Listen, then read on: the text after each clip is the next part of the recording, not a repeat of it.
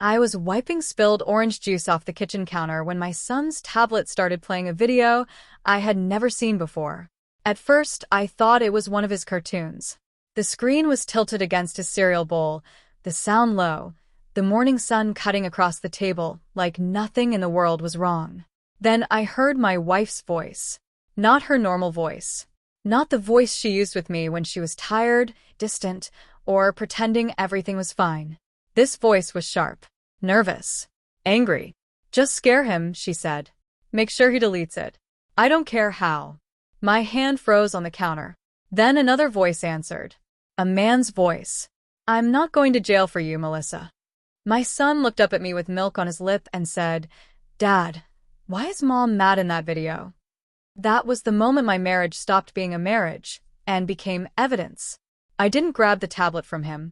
I didn't scream. I didn't call her name. I just gently turned the screen toward me and pressed pause. The video was blurry. It looked like it had been recorded by accident from inside Melissa's car.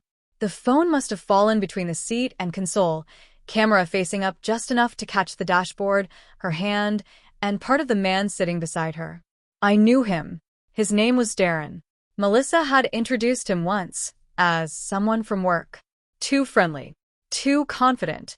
The kind of man who looked at my wife like I was a piece of furniture in my own house. For 6 months, I had been told I was insecure. She came home late, and I was controlling. She hid her phone, and I was paranoid. She stopped touching me, stopped laughing with me, stopped even looking me in the eyes, and somehow I was the problem. "You always make things heavy," she used to say. But now, on my son's tablet, her own voice was saying, "He recorded us." I saw him standing near the garage. If that video gets out, custody is going to be a nightmare. Custody. That word hit harder than affair. I had suspected another man. I had suspected lies. I had even suspected she was preparing to leave. But I never imagined she was preparing to take my son and make me look unstable enough to lose him. I took my son to school like every normal morning. I smiled at his teacher. I kissed his forehead. I told him I loved him. Then I sat in my truck for 20 minutes with both hands on the steering wheel, breathing like someone had poured ice water into my lungs. Before I tell you what Darren did next, try to guess the twist because even I didn't see it coming. Subscribe if you think you already know who really broke first in this story. That afternoon, Melissa texted me. "We need to talk tonight." No heart. No apology. No warmth. Just those 5 words that people use when they've already decided what version of the truth they want you to accept. When she came home, she looked perfect. Hair smooth. Lipstick soft. Wedding ring still on her finger like a costume piece. She stood near the sink and said, "I heard you've been acting strange." I almost laughed. "Strange?" I asked. She crossed her arms. "Yes." Quiet. Watching me. Making me uncomfortable. That was her favorite trick. She would do something cruel, then describe my reaction as the real problem. I said, "Where were you yesterday at 4:30? Her face didn't move, but her eyes did. "Work." "Darren was with you?" She sighed like I had disappointed her. "I am so tired of this." Then my phone buzzed. Unknown number. I opened the message. It was Darren. "We need to meet. I'm not touching you. I'm not hurting you." She lied to both of us. Attached was another video. This one was clear.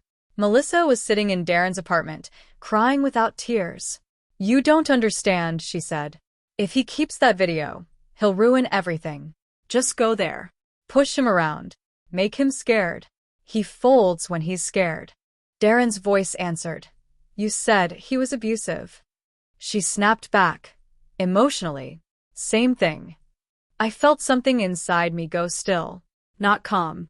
Not peace. Something colder. I looked at Melissa across the kitchen. She saw my face change. "What?" she asked. I turned the screen toward her. For the first time in months, she had nothing ready. Her mouth opened, but no sound came out. Then came the performance. "Daniel, listen to me." I didn't answer. "You don't know the context." I kept staring. "He manipulated me." Still nothing. Then the mask cracked. "You were never supposed to see that." There it was. Not, "I'm sorry." Not I hurt you. Just regret that the truth had escaped. The next morning, I met Darren in a parking lot behind a coffee shop. I expected arrogance. I expected threats. Instead, he looked exhausted. He handed me a flash drive and a folder. She told me you hit her, he said quietly. She told me you were dangerous. Then I started recording because her stories kept changing. Inside the folder were screenshots, messages, dates, voice notes, proof of the affair, proof of the plan, proof that Melissa had been building a false story around me for months. She wanted me to provoke you, Darren said. She wanted bruises, police, something she could use. I asked him why he was helping me. He looked down at his coffee. Because my father lost me the same way, he said. My mother lied, and nobody checked. I'm not helping her do that to another kid. 3 weeks later, we sat in family court. Melissa wore a cream blazer and the face of a wounded mother. Her lawyer said I was emotionally unstable, controlling, possibly aggressive. Then my attorney played the first recording. Then the second. Then Darren testified. I never looked at Melissa while he spoke. I watched the judge instead.